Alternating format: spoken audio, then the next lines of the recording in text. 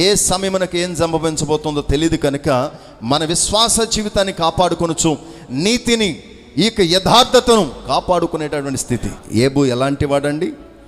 నీతిమంతుడిగా పిలువబడుతున్నాడు, యథార్థవంతుడిగా పిలువబడుతున్నాడు.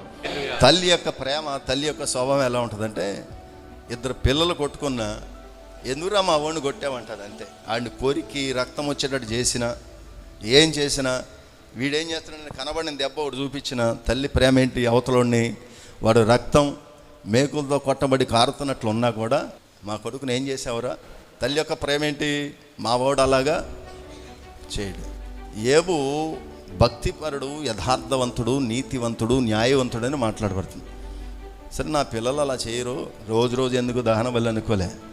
నీతి కలిగిన వాడు గనక ఒక్క దినము వారి జీవితాల్లో ఇది వదిలిపెడితే రక్షించబడటం దుర్లభం. అరుణోదయమున లేచి దినదినము ఏం చేస్తున్నాడు?